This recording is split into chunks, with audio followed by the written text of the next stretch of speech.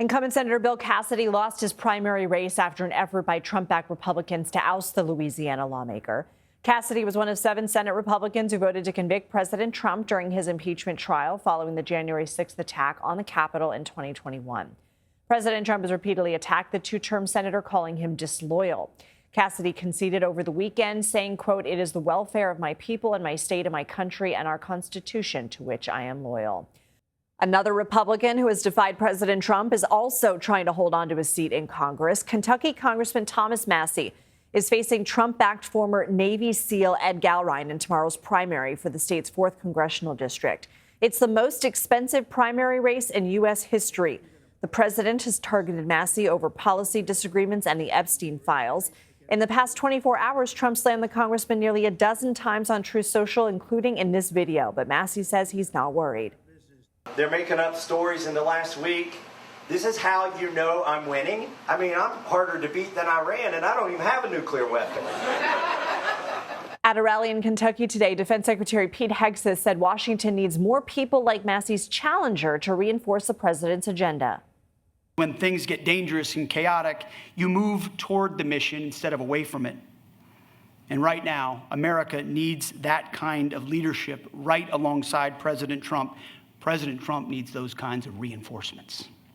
It's highly unusual for the head of the Pentagon to be on the campaign trail at all. The move is being criticized as a potential violation of the Hatch Act, which bars federal employees from engaging in some partisan political activities. For more, let's bring in CBS News Congressional reporter Taurean Small.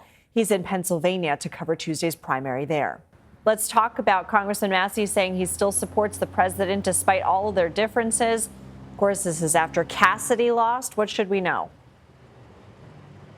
Yeah, the picture that Massie has been painting to constituents is that for 90% of the time he has voted alongside the president's agenda. It's the 10% that he believes the president really takes issue with. But he says the reason why he's voting against the president is because he believes that 10% is also against his constituents. I think the largest parallel that people will make it will be between Senator Cassidy and Congressman Massie. But the major difference here is that's a smaller constituency base that Massie is making this case to versus a statewide race in Cassidy's example there. But I want to point out what Governor Josh Shapiro here in Pennsylvania said over the weekend. He says he believes that this election, this midterm election, will be a referendum on Trump loyalists. And we're seeing that in races like Cassidy, like Massie potentially this week as well.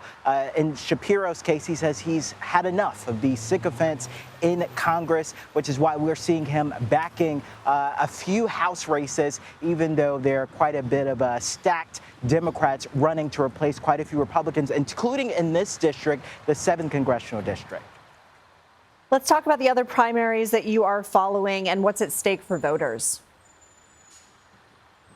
Yeah, so we were at the Fiesta on Hamilton event. It was along this block right behind me here in Allentown, and it's the largest gathering of Latinos in the county. We talked to quite a few Latinos who were once swayed by Donald Trump's 2024 campaign. We know that he made inroads with that very significant voting bloc, but quite a few that we talked to here say that they feel disillusioned by President Trump's campaign promises that he just hasn't made. The aggressive immigration enforcement also hasn't set well with quite a few folks in the community. Take a listen to some of the responses we got yesterday. People are tired. He's not doing nothing for the American people. He's putting everything in his pockets. Gotcha. He's stealing from us. That's what he's doing. I think a lot of Latinos were kind of misled, and then once he got into office, they realized what he stood for.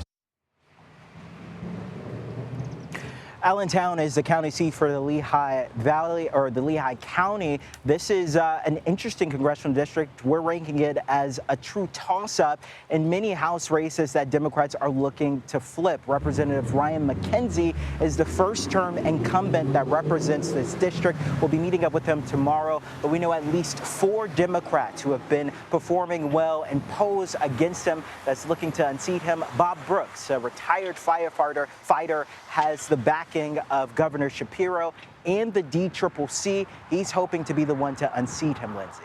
Taurean Small, thank you. And a programming note, join Major Garrett and the CBS News politics team for special coverage tomorrow night starting at 8 p.m. Eastern right here on CBS News 24/7.